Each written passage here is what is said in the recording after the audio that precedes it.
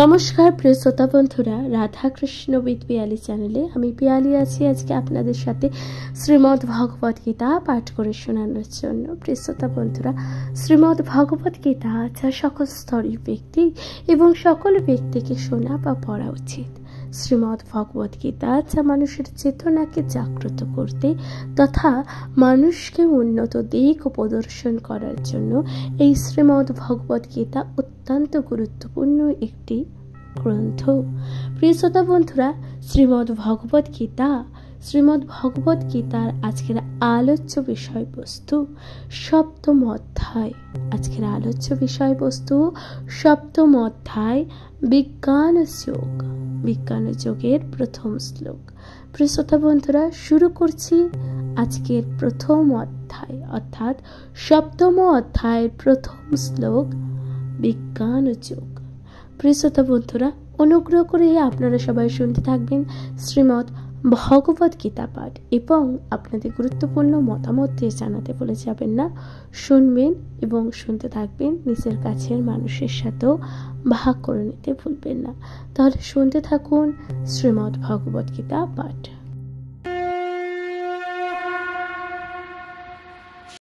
নমস্কার প্রিয় শ্রোতা বন্ধুরা, শ্রীমদ্ ভগবত গীতার সপ্তম অধ্যায় বিজ্ঞান যোগের প্রথম শ্লোকে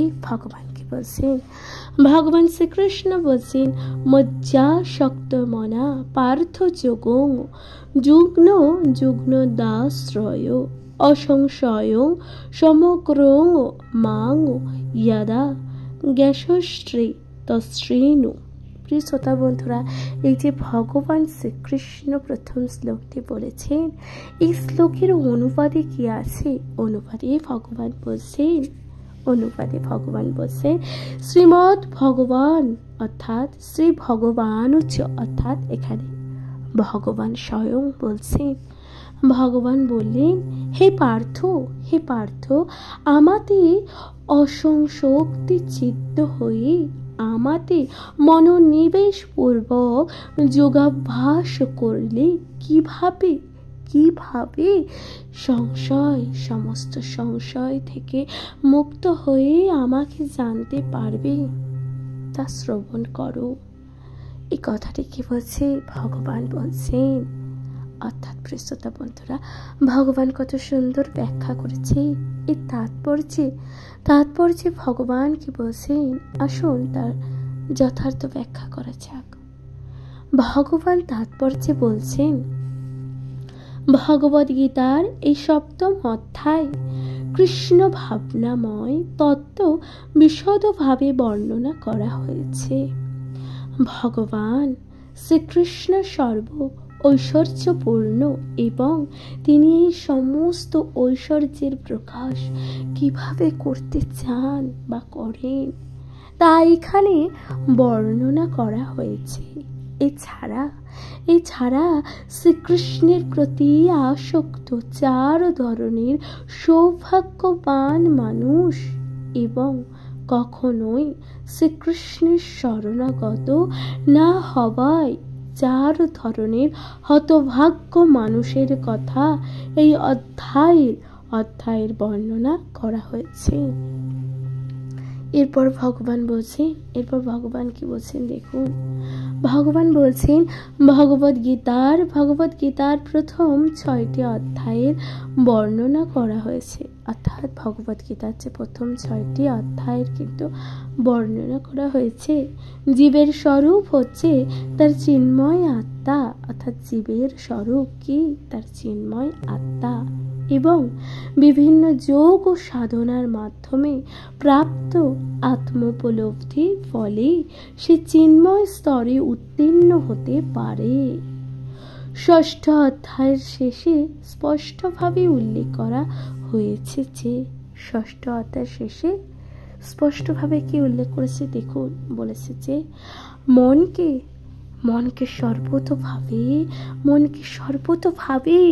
ভগবান শ্রীকৃষ্ণের ভাবনা নিযুক্ত করা বা সর্বতোভাবে কৃষ্ণ ভাবনায় হওয়ায় সর্বপ্রকার যোগ ও সাধনার মধ্যে সর্বশ্রেষ্ঠ। অর্থাৎ এখানে যোগ ও সাধনাকে সর্বশ্রেষ্ঠ বলা হয়েছে। মনকে সর্বতোভাবে ভগবান শ্রীকৃষ্ণের একাগ্র করার মাধ্যমে পরম তত্ত্বকে সম্পূর্ণ রূপে উপলব্ধি করা যায়। অন্য আরেক উপায়ে তা সম্ভব নয়। অন্য আর কোনো উপায় কিন্তু তা সম্ভব নয়। অর্থাৎ মনকে কিভাবে নিজের নিয়ন্ত্রণে করা যায় তা বলা হয়েছে এখানে।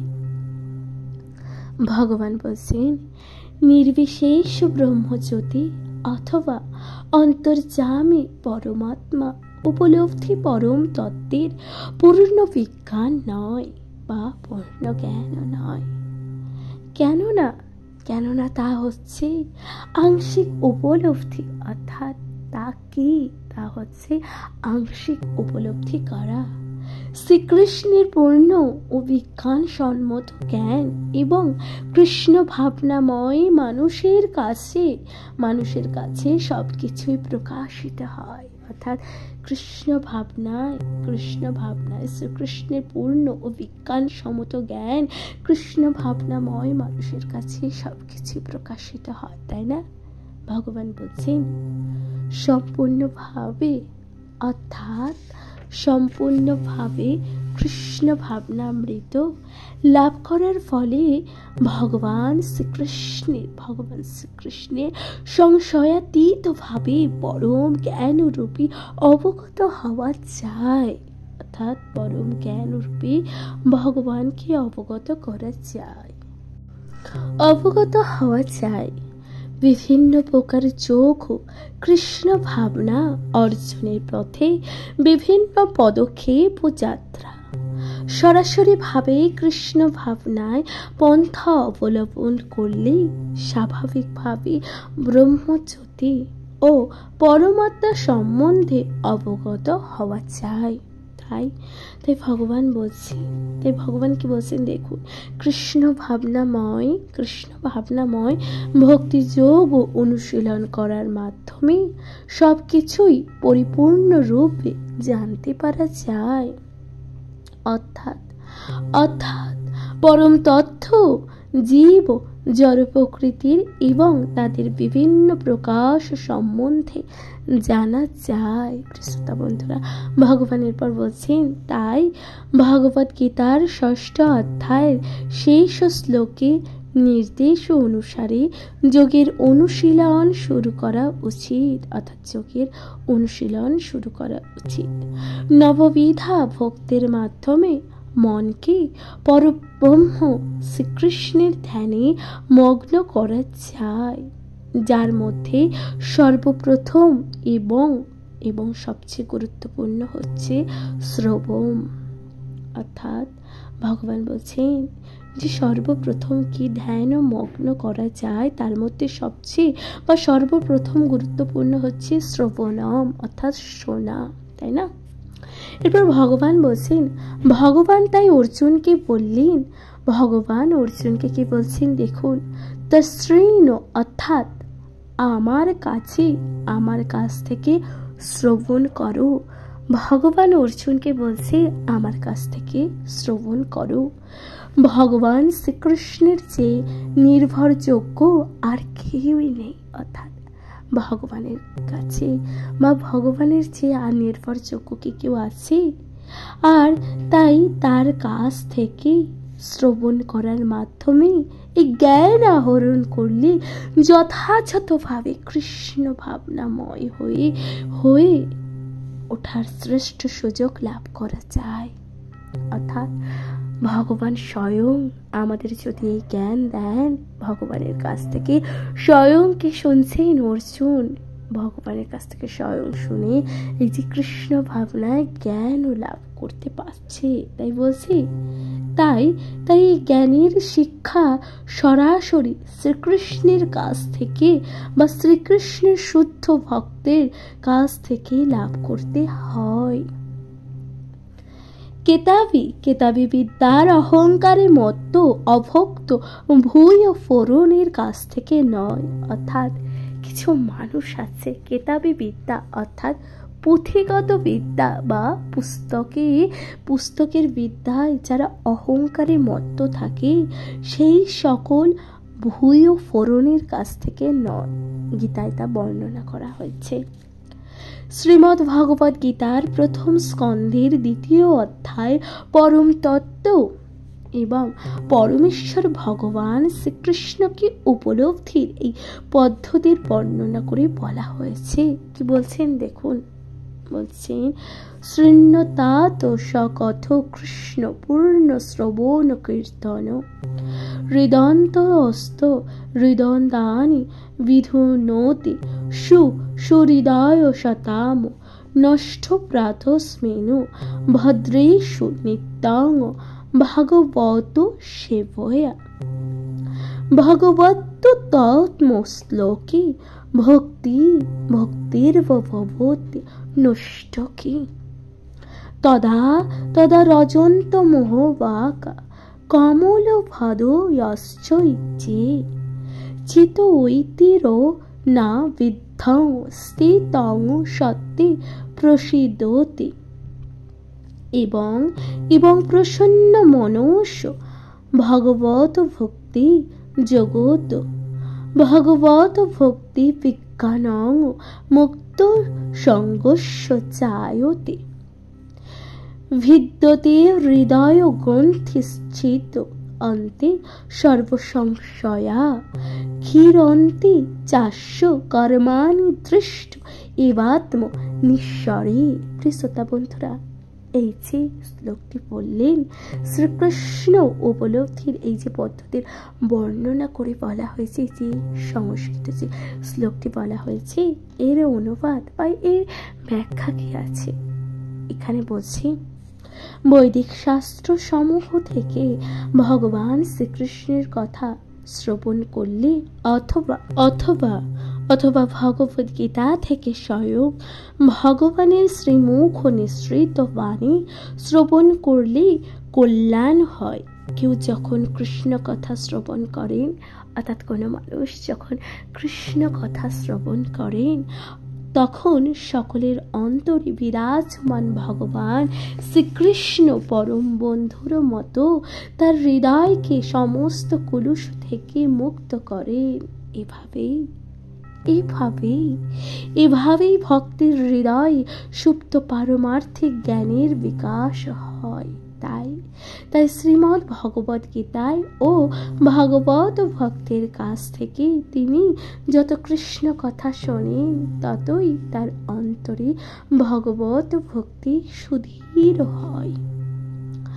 ভগবত ভক্তি বিকশিত হওয়ার ফলে রজগুণ ও তমগুণ থেকে মুক্তি লাভ হয় এবং এভাবে কাম ও আদি রিপুসমূহ অন্তর্হিত হয়। এই সমস্ত কলুষ সম্পূর্ণভাবে দূরীভূত হওয়ার ফলে ভগবত ভক্ত তখন শুদ্ধ স্তরে অধিষ্ঠিত হন। তিনি তখন আন্তরিকভাবে ভগবত সেবায় উদ্দীপিত হন এবং পরিপূর্ণভাবে ভগবত বিজ্ঞান উপলব্ধি করেন। এভাবেই ভক্তি যোগ ও সাধন করার ফলে জড় আসক্তির গ্রন্থি ছিন্ন হয় এবং তখন অচিরেই অসংশয় এবং সমগ্র স্তরে উপনীতি হওয়া যায়, অর্থাৎ পরম তত্ত্ব বা পরমেশ্বর ভগবান শ্রীকৃষ্ণের সম্বন্ধে অবগত হওয়া যায়। তাই ভগবান বলছেন, প্রিয় শ্রোতা বন্ধুরা, তাই পরমেশ্বর ভগবান শ্রীকৃষ্ণ অথবা কৃষ্ণ ভাবনাময় ভক্তের কাছ থেকে শ্রবণ করলেই কেবল কৃষ্ণ তত্ত্ব বা কৃষ্ণ তত্ত্ব বিজ্ঞান বুঝতে পারা যায়। প্রিয় শ্রোতা বন্ধুরা, তাহলে দেখুন কৃষ্ণ তত্ত্ব বিজ্ঞান কিভাবে বুঝতে পারা যায়। তাই ভগবান বলছেন, পরমেশ্বর ভগবান শ্রীকৃষ্ণ অথবা কৃষ্ণ ভাবনাময় ভক্তের কাছ থেকে যদি আমরা তা শ্রবণ করি, তাহলেই কৃষ্ণ তত্ত্ব বিজ্ঞান বুঝতে পারা যায়। প্রিয় শ্রোতা বন্ধুরা, তাহলে এখানেই সমাপ্ত হচ্ছে প্রথম শ্লোক। আশা করছি করছি তা আপনাদের ভালো লেগেছে। প্রিয় শ্রোতা বন্ধুরা, এর পরবর্তী শ্লোক, দ্বিতীয় শ্লোক, অবশ্যই আপনারা তা শুনতে থাকুন এবং আপনাদের গুরুত্বপূর্ণ মতামত দিয়ে জানাতে বলে যাবেন না। প্রিয় শ্রোতা বন্ধুরা, শ্রীমদ্ ভগবদ গীতা আপনাদের কেমন লাগছে অবশ্যই আপনাদের গুরুত্বপূর্ণ মতামত দিয়ে কমেন্টে লিখতে একদমই ভুলে যাবেন না। জয় শ্রী রাধা কৃষ্ণ। প্রিয় শ্রোতা বন্ধুরা, এই পরবর্তী শ্লোক, দ্বিতীয় শ্লোকে ভগবান কি বলছেন আসুন তার যথার্থ ব্যাখ্যা করা যাক। নমস্কার প্রিয় শ্রোতা বন্ধুরা, শ্রীমদ্ ভগবদ গীতার সপ্তম অধ্যায় বিজ্ঞান ও যোগের দ্বিতীয় শ্লোকে ভগবান কি বলছেন দেখুন। ভগবান বলছেন, জ্ঞানং দেহ ইয়ং সবিজ্ঞান ইদং ব্রহ্মা মম শেষতে যজ্ঞাতা নিহ ভূয়ৈ অন্নজ্ঞাত বম ব্রশিষ্যতে। শ্রোতা বন্ধুরা, এই যে শ্লোকটি ভগবান বললেন, এই যে দ্বিতীয় শ্লোকটি ভগবান শ্রীকৃষ্ণ বললেন, এই শ্লোকের অনুবাদে ভগবান কি বলছেন দেখুন। ভগবান শ্রীকৃষ্ণ বলছেন, আমি এখন তোমাকে বিজ্ঞান সম্বন্ধিত এই জ্ঞানের কথা সম্পূর্ণরূপে বলবো, যে জানা হলে জানবার আর কিছু অবশিষ্ট থাকে না। তাই ভগবান বলছেন, এই যে শ্লোকের অনুবাদটি ভগবান কত সুন্দরভাবেই ব্যাখ্যা করেছে। আশা করছি তা আপনাদের ভালো লাগছে। প্রিয় শ্রোতা বন্ধুরা, এরপর এর তাৎপর্যে ভগবান কি বলছেন আসুন তার যথার্থ ব্যাখ্যা করা যাক। এই তাৎপর্যে ভগবান বলছেন, পূর্ণ জ্ঞান বলতে প্রপক্কমান বা প্রপক্কময় জগৎ, তার পশ্চাৎবর্তী চেতনা এবং উভয়ের উৎস সম্পর্কিত জ্ঞানকে বোঝায়। এটি অপ্রাকৃতিক জ্ঞান। ভগবান শ্রীকৃষ্ণের জ্ঞানের উপরন্তু প্রণালীর বর্ণনা করতে চান। তার কারণ অর্জুন তার অন্তরঙ্গ ভক্ত ও সখা। চতুর্থ অধ্যায় প্রথমে ভগবান সেই কথা কিন্তু ব্যাখ্যা করেছেন এবং এখানে আবারও তিনি তা প্রতিপন্ন করেছেন। ভগবানের ভক্ত কেবল গুরু পরম্পরার ধারার সাক্ষাতে ভগবানের কাছে বা কাছ থেকে পরম তত্ত্বজ্ঞান লাভ করতে পারেন না। তাই যথার্থ বুদ্ধিমত্তা সহকারে সমস্ত জ্ঞানের উৎসকে জ্ঞানবান প্রয়াসী হতে হয়, যিনি সমস্ত কারণের কারণ এবং সমস্ত যোগ ও সাধনার ধ্যানের একমাত্র বিষয়বস্তু। যখন সমস্ত কারণের কারণকে জানা যায়, তখন জ্ঞাতব্য সবকিছুই জানা হয়ে যায়। শ্রোতা বন্ধুরা, এরপর ভগবান কি বলছেন দেখুন, এবং আর কোনো কিছুই অজানা কিন্তু আর থাকে না। তাই বেদের মুন্ডক উপনিষদে বলা হয়েছে যে কস্মিন্ন ভগব বিজ্ঞাতে সর্বমিদং বিজ্ঞাতং ভবতীতি।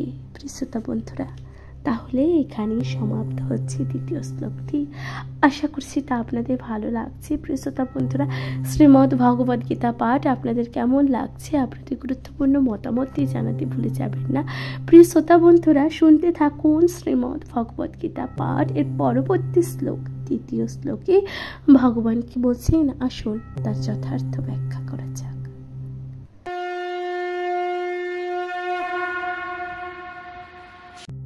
নমস্কার প্রিয় শ্রোতা বন্ধুরা, শ্রীমদ্ ভগবদ গীতার সপ্তম অধ্যায় বিজ্ঞান যোগের তৃতীয় শ্লোকে ভগবান শ্রীকৃষ্ণকে বলছেন। ভগবান শ্রীকৃষ্ণ বলছেন, মনুষ্যানাং সহস্রেষু কশ্চিৎ যততি সিদ্ধয়ে যততামপি সিদ্ধানাং কস্মিন্নাং বৃত্তি তত্ত্বজ্ঞ। শ্রোতা বন্ধুরা, এই যে ভগবান শ্রীকৃষ্ণ বললেন এই যে শ্লোকটি, এই শ্লোকের অনুবাদে ভগবান কি বলছেন? ভগবান বলছেন, হাজার হাজার মানুষের মধ্যে কদাচিৎ কোনো একজন সিদ্ধি লাভের জন্য যত্ন করেন। আর সেই প্রকার যত্নশীল ও সিদ্ধদের মধ্যে কদাচিৎ কেউ আমাকে তত্ত্বগতভাবে অবগত করেন। প্রিয়ত বন্ধুরা, ভগবান কিন্তু এভাবে অনুবাদের ব্যাখ্যা দিয়েছেন। এরপর ভগবান শ্রীকৃষ্ণ তৃতীয় শ্লোকে তাৎপর্যে কি বলছেন জানেন? তাৎপর্যের ব্যাখ্যা দিয়ে বলেছেন, নানা রকমের মানুষ আছে এবং হাজার হাজার মানুষের মধ্যে দুই একজন হয়তো আত্মতত্ত্ব, দেহতত্ত্ব ও পরমতত্ত্ব সম্বন্ধে অবগত হওয়ার জন্য পরমার্থ সাধনের যথার্থ প্রয়াসী হন। সাধারণ অবস্থায় মানুষ পশুর মতন জীবনযাপন করেন, অর্থাৎ সাধারণ অবস্থায় মানুষ কি করে? পশুর মতন জীবনযাপন করেন, অর্থাৎ আহার, নিদ্রা, ভয় ও মৈথুনে লিপ্ত থাকে এবং কদাচিৎ জীবনযাপন কেউ দিব্যজ্ঞানী লাভের জন্য আগ্রহী হয়। গীতায় প্রথম 6টি অধ্যায় পারমার্থিক জ্ঞান ও লাভের আগ্রহী ব্যক্তিদের জন্য, যারা আত্মজ্ঞান তথা পরমাত্মা জ্ঞান ও লাভের জন্য জ্ঞানযোগ, ধ্যানযোগ এবং জড় ও চেতনের পার্থক্য নিরূপণকারী আত্মানুভূতির মার্গ অবলম্বন করেন। তবে কৃষ্ণ ভাবনাময় ভক্তেরা কেবল শ্রীকৃষ্ণকে জানতে পারেন।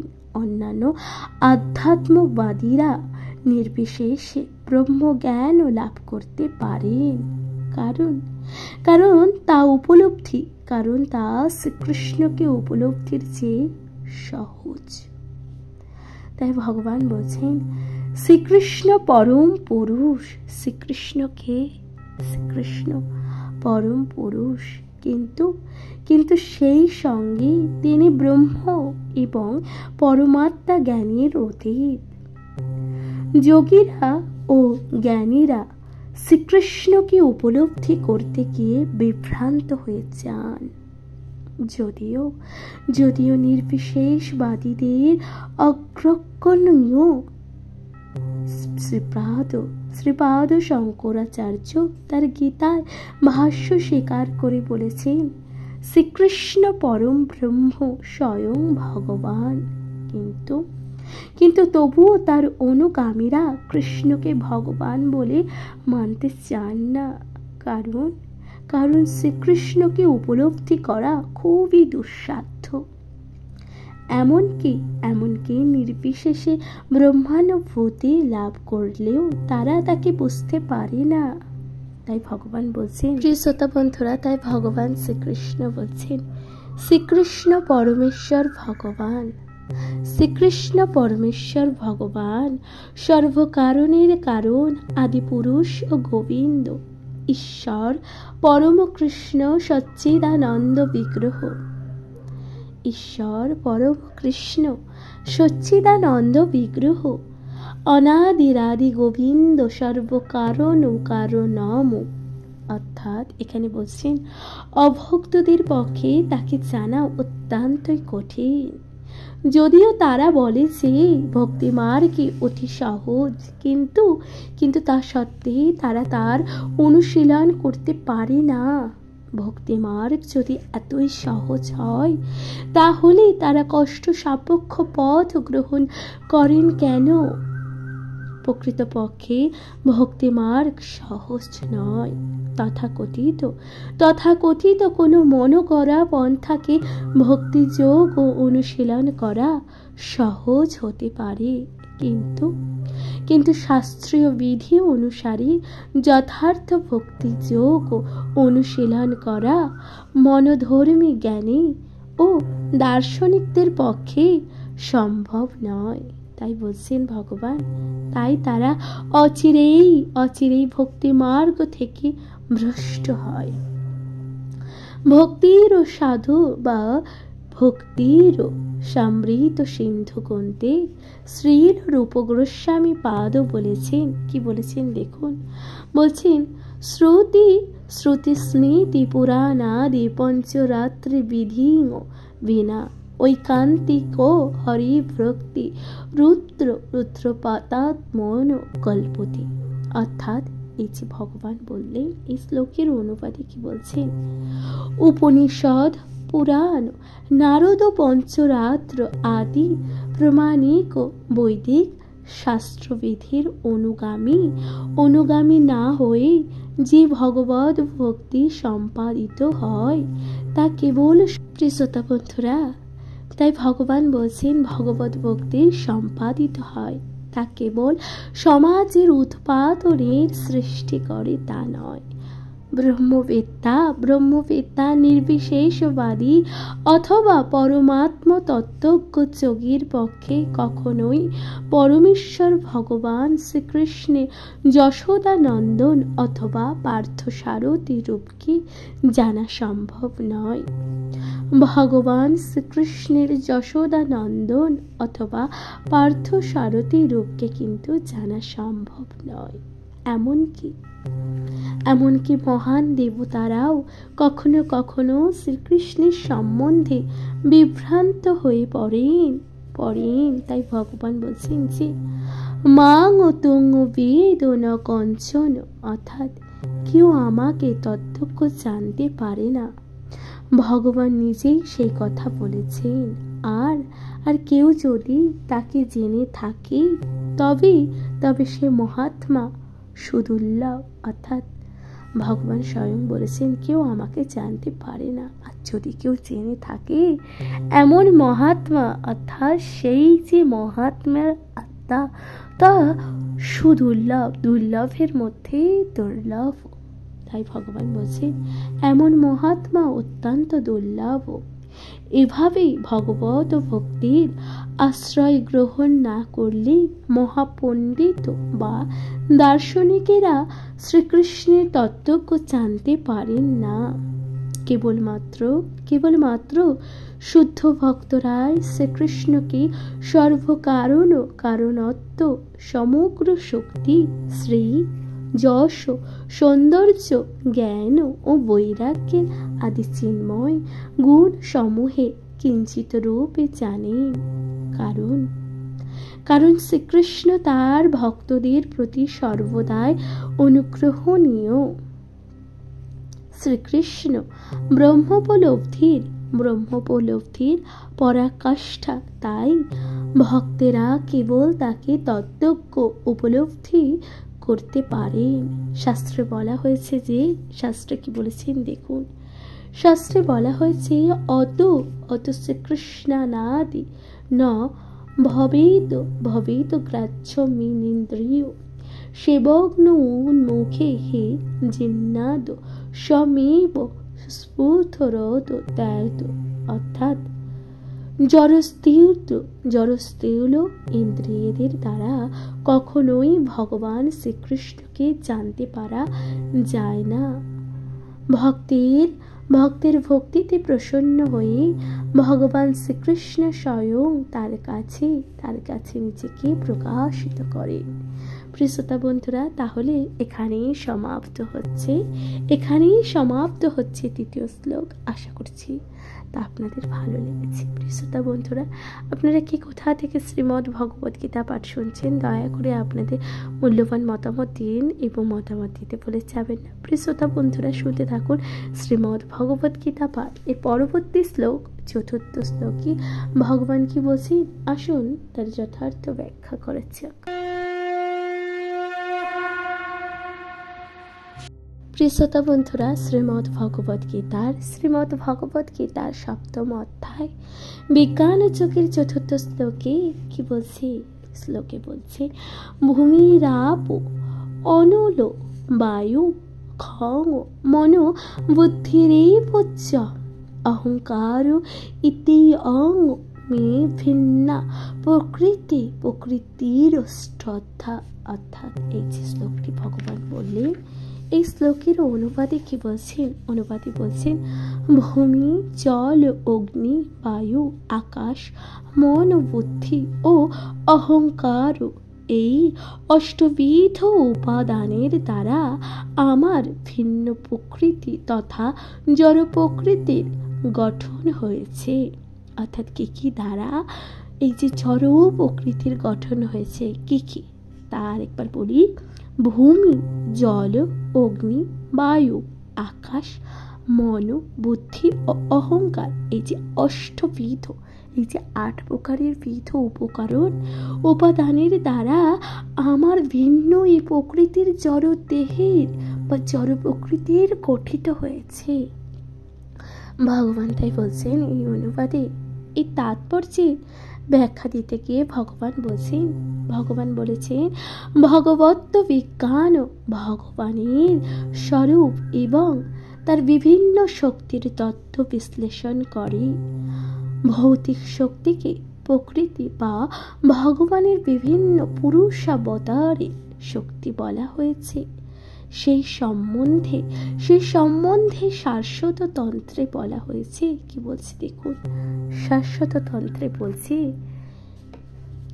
বিশ্বক্ত ত্রীণ রূপানি পুরুষা খানথ বিদুর একান্ত মহত ভ্রষ্ট দ্বিতীয়ং তত্ত্ব সংস্থিতং তৃতীয়ং সর্বভূতাস্তরং তানি জ্ঞাতা বিমুচ্যতে। অর্থাৎ এই যে শ্লোকটি ভগবান বললে, এর অনুবাদে অর্থাৎ এই শ্লোকের ব্যাখ্যা কি বলছে, জড় সৃষ্টির নিমিত্ত ভগবান শ্রীকৃষ্ণের সাংশ প্রকাশ রূপী 3 জন বিষ্ণু প্রকট হন। প্রথম জন মহাবিষ্ণু মনোতত্ত্ব নামে সমগ্র ভৌতিক শক্তির সৃজন করেন। দ্বিতীয় জন হচ্ছে গর্ভোদকাশায়ী বিষ্ণু সমস্ত ব্রহ্মাণ্ডের মধ্যে নানাবিধ সৃষ্টি করবার জন্যে প্রবেশ করেন।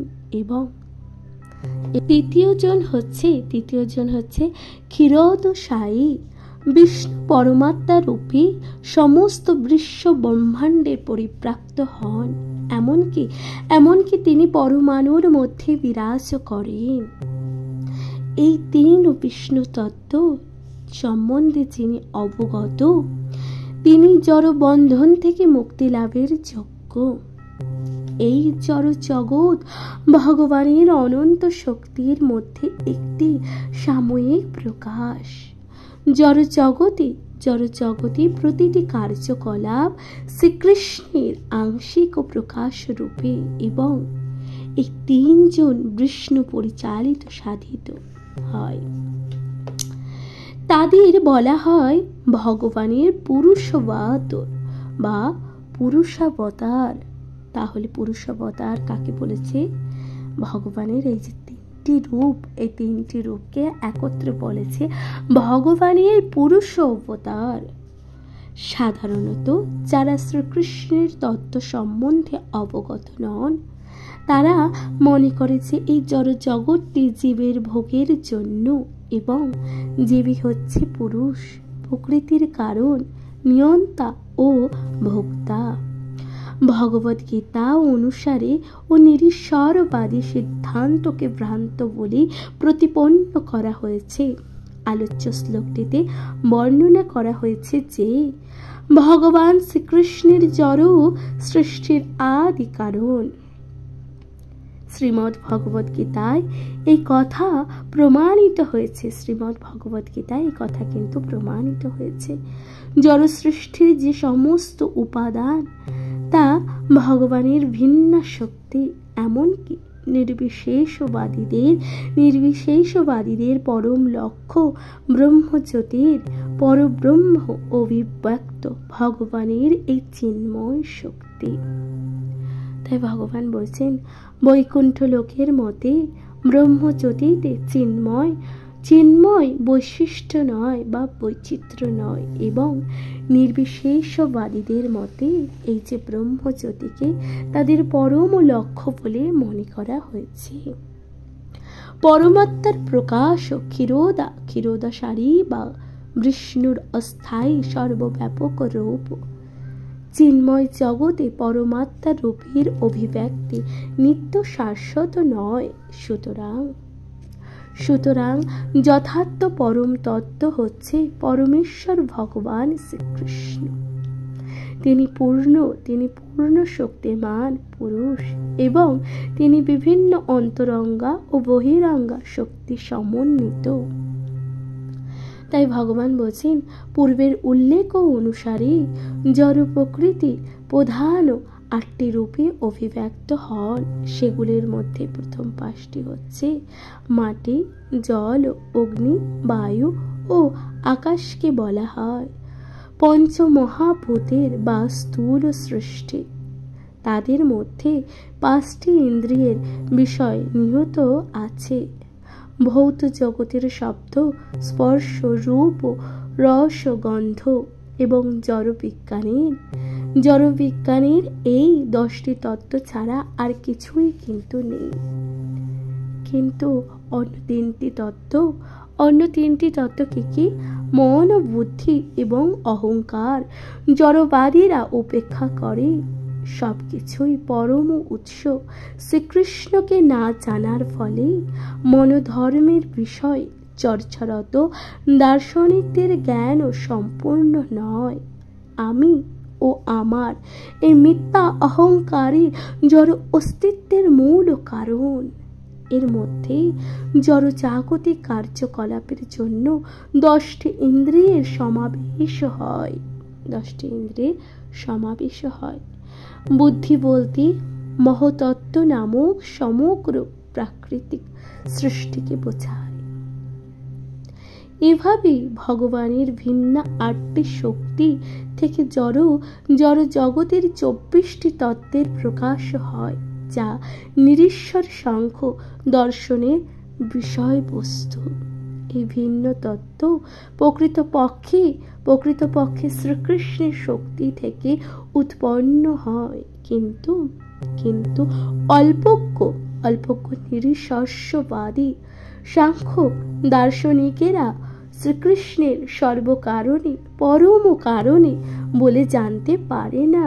শ্রীকৃষ্ণকে বহিরঙ্গা শক্তির সাংখ্য দর্শনের বিষয়বস্তু, যা ভগবদ গীতায় বর্ণনা করা হয়েছে।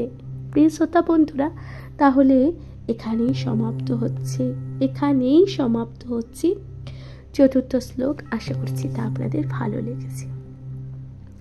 প্রিয় শ্রোতা বন্ধুরা, শ্রীমদ্ ভগবদ গীতা আপনাদের কেমন লাগছে আপনাদের শ্রীমদ্ ভগবদ গীতা পাঠ আপনাদের গুরুত্বপূর্ণ মতামত দিয়ে জানাতে ভুলে যাবেন না। প্রিয় শ্রোতা বন্ধুরা, অনুগ্রহ করে সবাই শুনতে থাকবেন শ্রীমদ্ ভগবদ গীতা পাঠ, অবশ্যই তা আপনাদের ভালো লাগবে। প্রিয় শ্রোতা বন্ধুরা, শ্রীমদ্ ভগবদ গীতা আপনি নিচে শুনুন এবং আপনার কাছের মানুষ তথা প্রিয়জন সকলের সাথে এই শ্রীমদ্ ভগবদ গীতা পাঠ ভাগ করে নিতে একদমই ভুলে যাবেন না। প্রিয় শ্রোতা বন্ধুরা, শ্রীমদ্ ভগবদ গীতা পাঠ যা মানুষের জীবের স্বার্থে এবং জীবের উন্নতির স্বার্থে কিন্তু রচিত হয়েছে। শ্রীমদ্ ভগবদ গীতা পাঠ যা শ্রীকৃষ্ণের মুখ নিঃসৃত বাণী, যা এই জড় জগতের উদ্ধারের জন্যই রচিত হয়েছে। প্রিয় শ্রোতা বন্ধুরা, আশা করছি এই শ্রীমদ্ ভগবদ গীতা পাঠ আপনাদের ভালো লেগেছে। প্রিয় শ্রোতা বন্ধুরা, আপনারা অবশ্যই তা শ্রবণ করুন এবং আপনাদের কাছের মানুষ তথা প্রিয়জন, পরিবার এবং আত্মীয় সকলের মধ্যে তা ভাগ করে নিতে একদমই ভুলে যাবেন না। আপনাদের কেমন লাগছে শ্রীমদ্ ভগবদ গীতা পাঠ আপনাদের গুরুত্বপূর্ণ মতামত দিয়ে জানাতে ভুলে যাবেন না। প্রিয় শ্রোতা বন্ধুরা, চ্যানেলে প্রথমবার শুনে থাকলে অবশ্যই কিন্তু চ্যানেলটিকে সাবস্ক্রাইব করে দিয়ে এবং লাইক, কমেন্ট, শেয়ার করে অবশ্যই পাশে থাকবেন। প্রিয় শ্রোতা বন্ধুরা, অবশ্যই ভালো থাকবেন, সুস্থ থাকবেন এবং অবশ্যই শুনতে থাকুন শ্রীমদ্ ভগবদ গীতা পাঠ। আজকের মতন জানাচ্ছি এখানেই বিদায়। ভালো থাকবেন, সুস্থ থাকবেন, শুনতে থাকবেন শ্রীমদ্ ভগবদ গীতা পাঠ। কমেন্টে লিখতে ভুলে যাবেন না জয় শ্রী রাধা কৃষ্ণা। তাহলে আজকের মতন জানাচ্ছি এখানে বিদায়। ভালো থাকবেন, সুস্থ থাকবেন, শুনতে থাকবেন অবশ্যই শ্রীমদ্ ভগবদ গীতা পাঠ। নমস্কার প্রিয় শ্রোতা বন্ধুরা।